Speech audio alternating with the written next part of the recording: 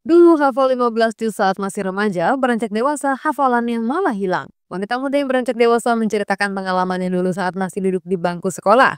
Ia mengungkapkan dirinya bisa menghafal Al-Quran sebanyak 15 juz dan telah diakui lembaga swasta rumah tahfiz di daerahnya. Bahkan ia mendapat predikat mumtaz alias istimewa yang mengikuti ujian hafalan Al-Quran yang dilakukan dalam sekali duduk atau juziah. Sayangnya, hafalan itu lagi diingatnya ketika tumbuh beranjak dewasa. Seperti terbawa ombak, ia mengaku benar-benar tidak mampu lagi mengingat semua hafalan 15 juz dalam Al-Quran. Di depan orang dewasa, kemungkinan besar telah membelokkan sisi religiusnya ke tepi pantai lain.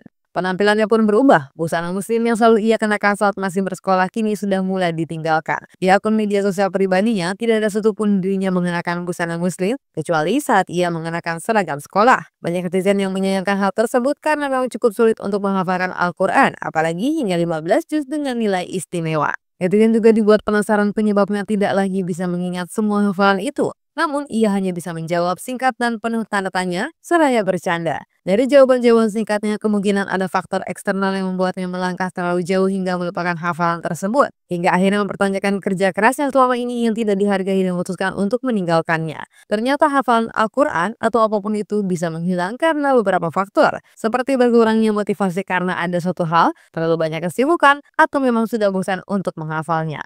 Menurut salah seorang pembuka agama, jika sudah hafal beberapa juz dalam Al-Quran, sebaiknya dibarengi dengan terus membaca kitab suci setiap hari. Jika berhenti membaca Al-Quran, sangat mungkin hafalan tersebut akan menghilang hanya dalam beberapa bulan. Secara perlahan, seorang tahfiz yang pernah menghafal sejumlah juz seperti diingatkan kembali akan hafalan yang dulu berada di kepalanya. Kasus seperti ini memang kerap dialami para tahfiz yang kecilnya yang bisa menghafal sejumlah juz, tapi ketika beranjak besar akan menghilang hafalannya biasanya karena sudah tidak lagi membaca Al-Quran.